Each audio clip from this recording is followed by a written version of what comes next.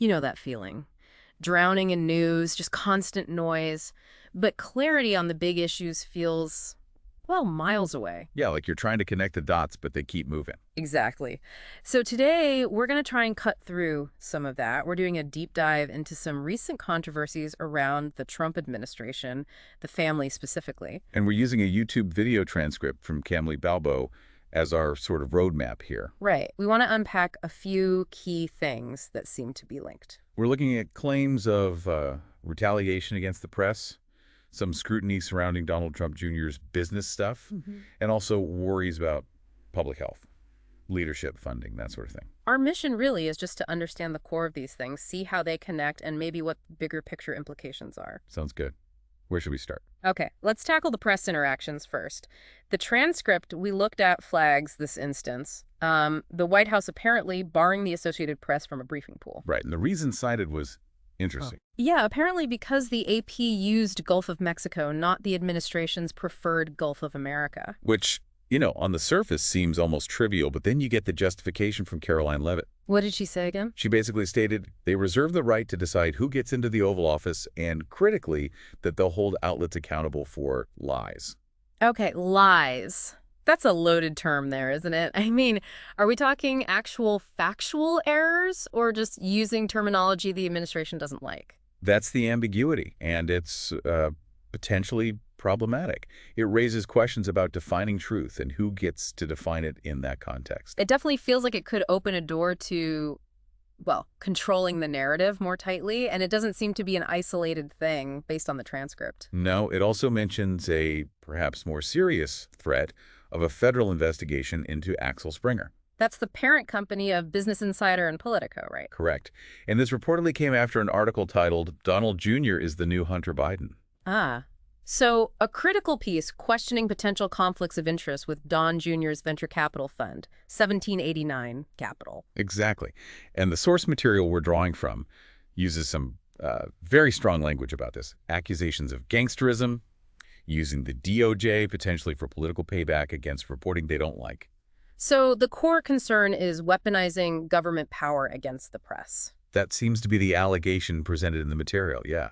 Whether the administration is trying to chill unfavorable coverage through intimidation. And the transcript kind of juxtaposes this with other situations, like Elon Musk supporting a far-right German party, or that luxury jet gifted to Donald Trump from Qatar. Right. Yeah. Points out a perceived lack of similar official concern or, investigation threats in those cases. Which makes you wonder about consistency. Is the scrutiny applied evenly when it comes to potential influence or ethical questions? That's the question it raises, definitely. Are we seeing the same standards across the board, or is the focus primarily on critical media outlets? It suggests a possible disparity.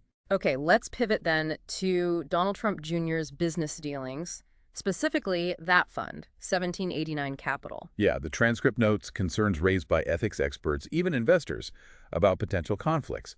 The idea that investing might be seen as a way to buy access or favor. Selling access to power, essentially. That's the worry expressed.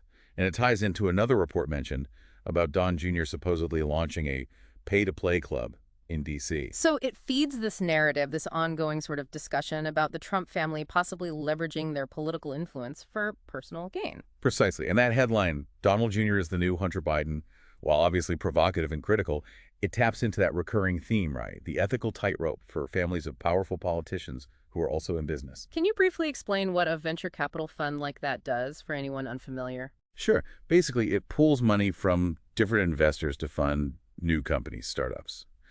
The ethical question here is whether investments in this specific fund are driven purely by business potential or if there's an expectation of political influence attached because of who's running it. Got it. And then there's their other detail mentioned, the alleged $400 million bribe related to the private jet from Qatar. Yeah, presented as an accusation in the transcript, but it definitely adds to that cloud of concern around potential foreign financial influence and, big ticket gifts to the family.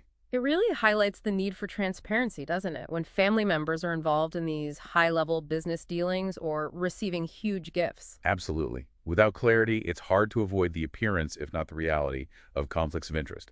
Public trust really relies on that transparency. Okay, moving on. The transcript also touches on public health concerns. It mentions criticism aimed at someone called ARF Jr., presumably a figure connected to the administration. Right. And the criticism focuses on an alleged anti-science platform leading to budget cuts.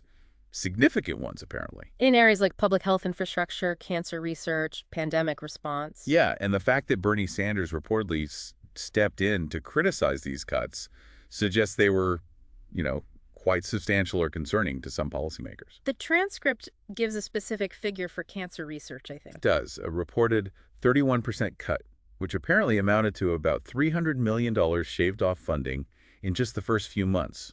That's a significant number. Wow. And the administration's reason. The stated reason, according to the transcript, was about reorganizing, making agencies more efficient. Standard sort of government justification.